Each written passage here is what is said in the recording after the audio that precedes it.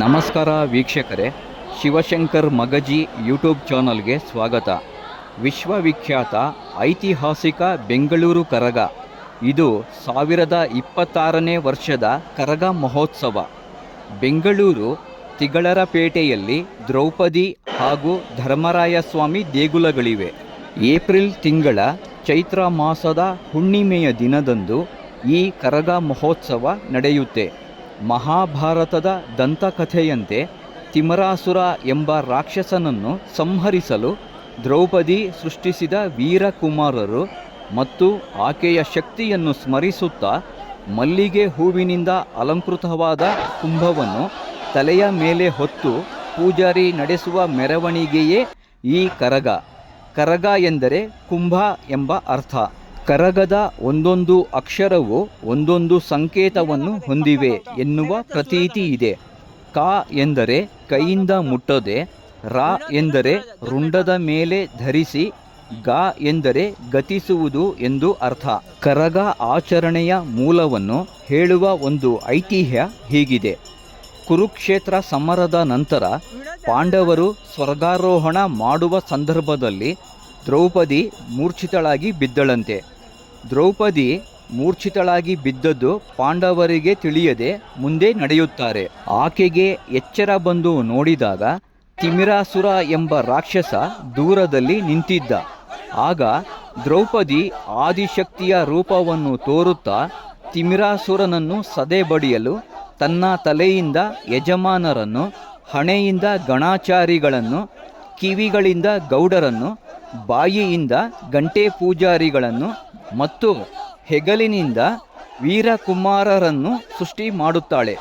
ಹೀಗೆ ಹುಟ್ಟಿದ ಇವರೆಲ್ಲರೂ ಸೇರಿ ಆ ರಕ್ಕಸನ ಎದುರು ಹೋರಾಡಿ ಗೆಲ್ಲುತ್ತಾರೆ. ಹೀಗೆ ಮಕ್ಕಳನ್ನು ಹುಟ್ಟಿಸಿದ ದ್ರೌಪದಿ ಆದಿಶಕ್ತಿಯಾಗಿ ಮತ್ತೆ ಭೂಮಿಗೆ ಮರಳಿ ಬಾರದಂತೆ ಕೈಲಾಸಕ್ಕೆ ಹೋಗುವುದು ಮಕ್ಕಳಿಗೆ ದುಗುಡ ಉಂಟು ಮಾಡುತ್ತದೆ.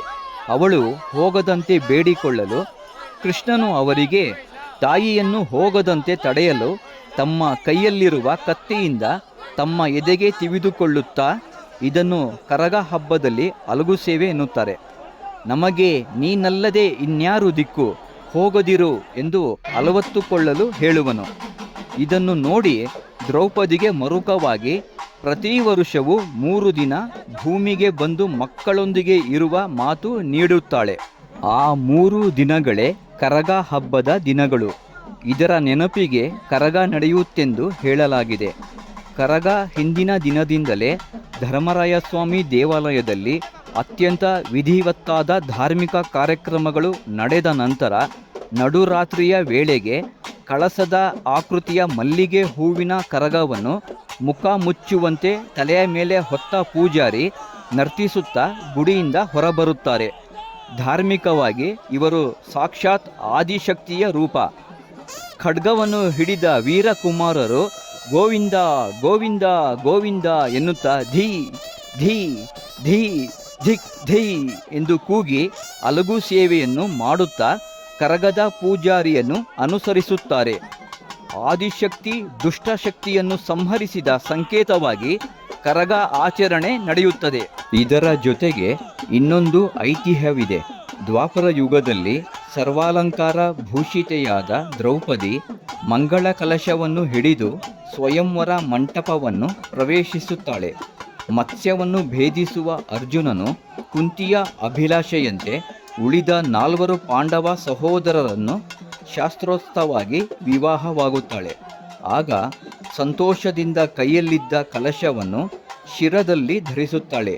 ಅದು ಕರಗವಾಯಿತು ಎಂಬ ನಂಬಿಕೆಯೂ ಇದೆ. ಕರಗ ಆಚರಣೆ ನಡೆಸುವವರು ವಹಿನಿಕುಲ ಕ್ಷತ್ರಿಯರು, ತಿಗಳರು. ಇವರು ಪ್ರಾರಂಭದಿಂದಲೂ ಪಾಂಡವರ ಆರಾಧಕರು. ಇವರ ಮೂಲ ಪುರುಷ ಬೆಂಕಿಯಲ್ಲಿ ಜನಿಸಿದನೆಂಬ ಪ್ರತೀತಿ ಇದೆ. ಆದ್ದರಿಂದಲೇ ಅಗ್ನಿ ಸಂಭವೆಯೂ ಪಾಂಡವರ ಪತ್ನಿಯೂ ಆದ ದ್ರೌಪದಿಯ ಹೆಸರಿನಲ್ಲೇ ಕರಗದ ಆಚರಣೆಯನ್ನು ಇವರು ನಡೆಸುತ್ತಾ ಬಂದಿದ್ದಾರೆ. ಕರಗ ಹೊರುವ ವೀರಕುಮಾರರು ಎಲ್ಲ ಬಗೆಯಲ್ಲಿ ಶುಚಿತ್ವವನ್ನು ಕಾಪಾಡಿಕೊಂಡಿರುತ್ತಾರೆ. ಹುಣ್ಣಿಮೆಗೆ 9 ದಿನ ಇರುವಾಗ ಕರಗದ ಧಾರ್ಮಿಕ ಆಚರಣೆಗಳು ಆರಂಭವಾಗುತ್ತವೆ. ಮೊದಲು ಧರ್ಮರಾಯಸ್ವಾಮಿ ಮಂದಿರದ ಮುಂದೆ ಧ್ವಜಾರೋಹಣ, ದೀಪಾರತಿ ಉತ್ಸವ, ಹಸಿ ಕರಗ, ಪೊಂಗಲು ಸೇವೆ, ಹೂವಿನ ಕರಗ, ವಸಂತೋತ್ಸವ, ಗಾವು ಸೇವೆ ಇತ್ಯಾದಿ ಕಾರ್ಯಕ್ರಮಗಳು ನಡೆಯುತ್ತವೆ. ಈ ಕರಗ ಹೊರುವ ಪೂಜಾರಿಯು 9 ದಿನಗಳು ಒಂದೊಂದು ದಿನ ಒಂದೊಂದು ದೇವಸ್ಥಾನಕ್ಕೆ ಹೋಗಿ ಸ್ನಾನ ಮಾಡಿ ವಾಪಸ್ ಧರ್ಮರಾಯ ಸ್ವಾಮಿ ದೇವಸ್ಥಾನಕ್ಕೆ ಬರ್ತಾರೆ.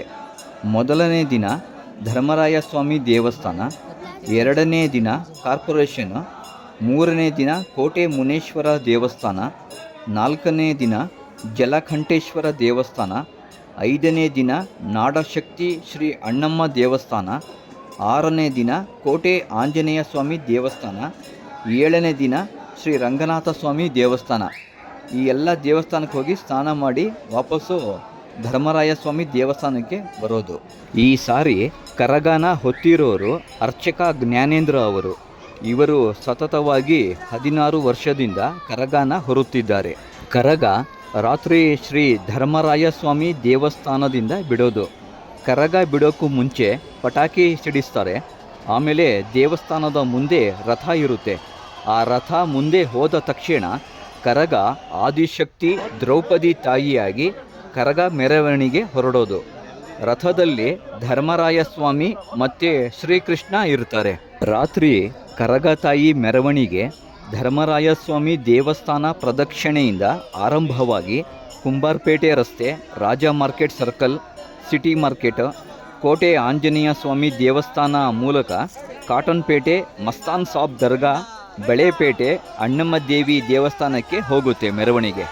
ತಿಗಳರಪೇಟೆಯ ದ್ರೌಪದಿ ದೇವಿ ಕರಗ ಶಕ್ತ್ಯೋತ್ಸವ ಅಂಗವಾಗಿ ಧರ್ಮರಾಯ ಸ್ವಾಮಿ ದೇವಸ್ಥಾನದ ಮುಂಭಾಗ ಕರಗ ಮಹೋತ್ಸವದಲ್ಲಿ ಕರಗಧಾರಿ ಜ್ಞಾನೇಂದ್ರ ಅವರು ಕರಗ ಹೊತ್ತು ದೇವಸ್ಥಾನದಿಂದ ಹೊರಬಂದಾಗ ಭಕ್ತರು ಹೂಮಳೆಗೆರೆದು ಸ್ವಾಗತಿಸುತ್ತಾರೆ.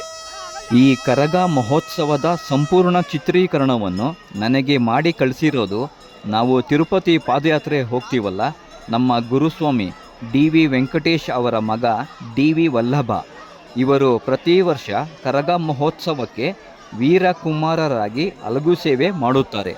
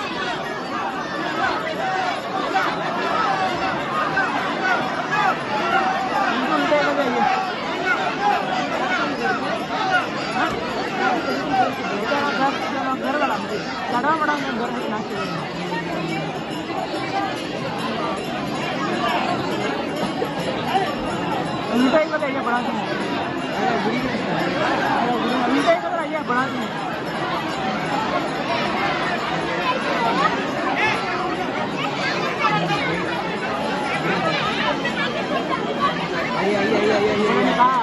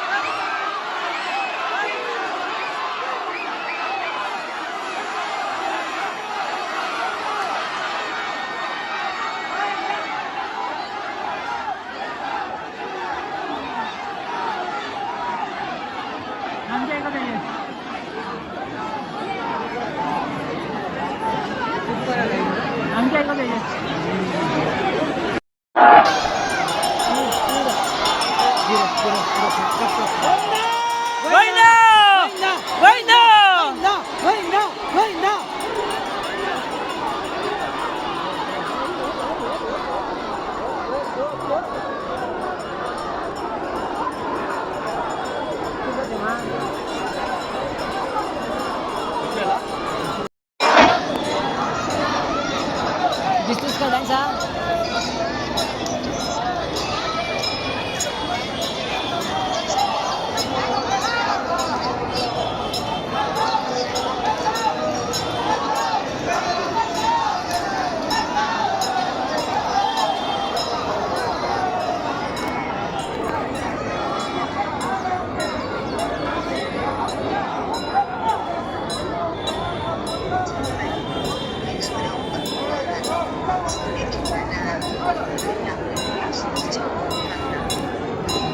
Bos ka ba?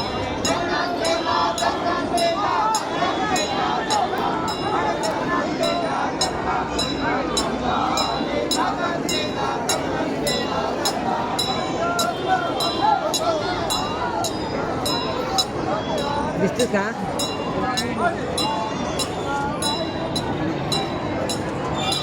Dance bisnis ka kelinge?